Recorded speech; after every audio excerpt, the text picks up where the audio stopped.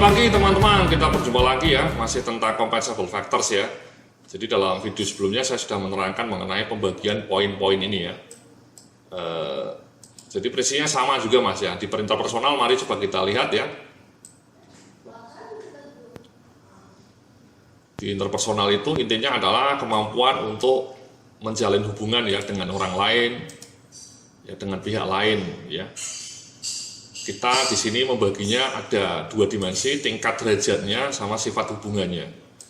Derajatnya sampai D ya, menyangkut penyampaian informasi yang mudah diperoleh, diskusinya minimal untuk pekerjaan yang berhubungan dengan proses pekerjaan rutin. Yang B-nya penjelasannya mengenai satu informasi kepada orang lain untuk mendapatkan pemahaman dan melakukan tindakan yang sesuai. Yang C memerlukan kemampuan untuk menjamin terjadinya kerjasama atau kesepakatan dalam pelaksanaan satu tindakan. Memerlukan kemampuan diplomasi atau persuasi yang baik. Pekerjaan menyangkut interaksi dengan pihak-pihak lain untuk mengintegrasikan fakta-fakta dan informasi. Yang D-nya memerlukan kemampuan yang tinggi dalam diplomasi dan persuasi dengan tujuan untuk memberikan pengaruh, meyakinkan, atau memotivasi orang lain untuk mencapai kesepakatan bersama. Sifat hubungannya, hubungan dengan pihak luarnya rendah, dengan unit kerja lainnya tergolong sedang, di sini tinggi dan sangat tinggi. Sehingga kolomnya ada 1, 2, 3, 4, 5, 6, 7. Sementara interpersonal ini maksimal nilainya 80 mas. Ya. Sehingga 80 misalnya kita bagi 7, nilainya 11. Ya. Sama ini tidak bulat. Di sini kita anggap 11 mas ya.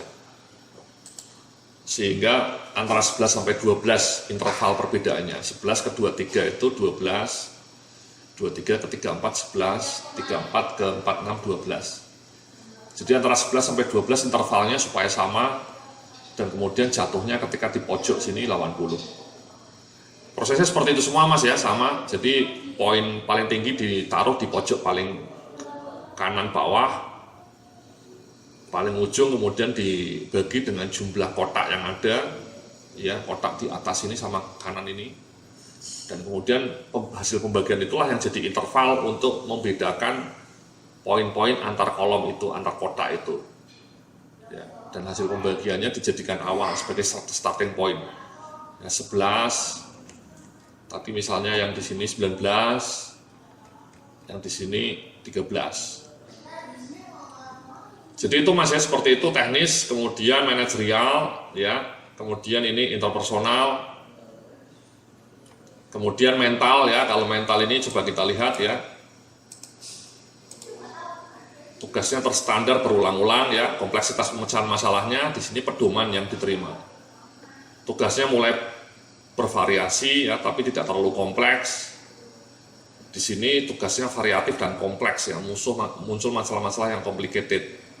Memerlukan analisa yang kritis dan intensif, pendekatan evaluasi yang teknis, dan melakukan judgement terhadap alternatif yang ada.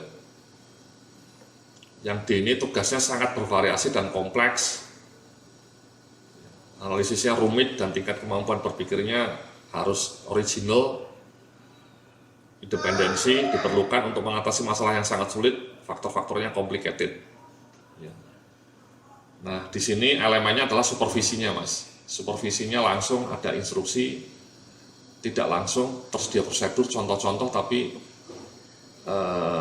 hanya meminta arahan kalau ada proses yang menyimpang. Ini hanya general supervision ya, kebijakannya umum. Supervisi advisory hanya tersedia tujuan, visi, dan misi perusahaan, dan wewenang yang dimiliki secara umum. Ya, jadi ini untuk mental mas. Dibagi juga sama prinsipnya ya. Ini kebetulan bulat ya, 140 tadi ya. Ingat, untuk pikiran mental totalnya adalah 140 ini.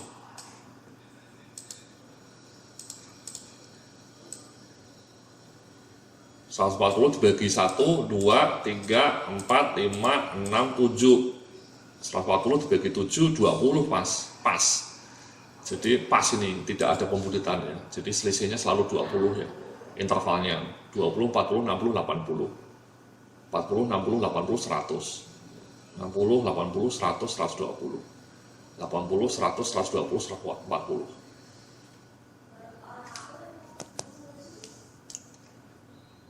Untuk fisik seperti ini Mas ya, kita bagi menjadi kondisi lingkungan fisiknya ya, ruangan kerjanya nyaman, tidak nyaman, banyak kebisingan mungkin ya di luar, ya, di hutan mungkin bahkan gitu ya, di tambang, perusahaan tambang misalnya. Ini secara konstan bahaya ya, mungkin bikin gedung, konstruksi gedung. Ini pekerjaannya ringan fisik ya, ini lumayan berat dan ini berat upaya fisiknya. Ini maksimal 80. Tekanan waktu ya, kerjaannya rutin, beban kerjanya cukup variatif, sangat variasi ya. Waktunya longgar, yang ini tidak ada fleksibilitas, yang ini malah sempit ya, deadline-nya terus-menerus terjadi. Maksimal 80. Hasil kerja dampaknya Mas ya, sama sifat keputusannya, minimal pertanggungjawabannya ini hanya membuat rekomendasi dan ini bertanggung jawab penuh. Dampaknya kecil, kalau ini berdampak terhadap section head, bagian, ini sudah divisi atau project, ini sudah menyangkut perusahaan secara umum, secara besar. Nilainya besar ini 150, dibagi 1, 2, 3, 4, 5, 6, jadi 25. Ya, pas ini, bulat juga poin-poinnya. Aset hanya ada seperti ini Mas ya, nilai moneternya kerugian 10 juta, ya 50 juta, 100 juta, 500 juta, di atas 500 juta. Ya, poinnya pembagiannya seperti ini. Aset yang di bawah kendali dia, ya.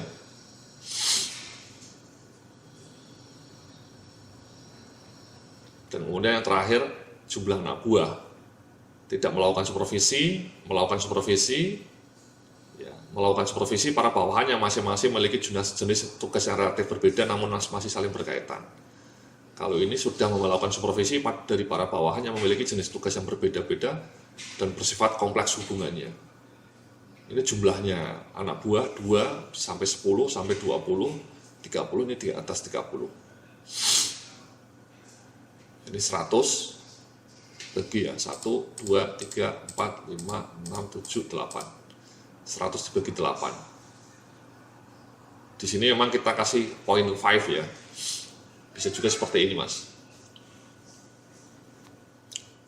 Ya jadi seperti itu Mas ya, namanya mbak-mbak ya, namanya compensable factor, harus ada breakdown seperti itu, ada berbagai dimensinya, kompleks, kemudian dikasih angka-angka seperti ini, ya angka-angka poin-poin, ya poin-poin seperti ini, dan poinnya selalu mengacu pada poin awal tadi, poin ini, ya poin di sininya.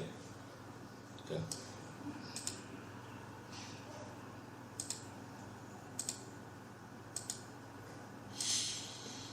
Poin maksimalnya, ya.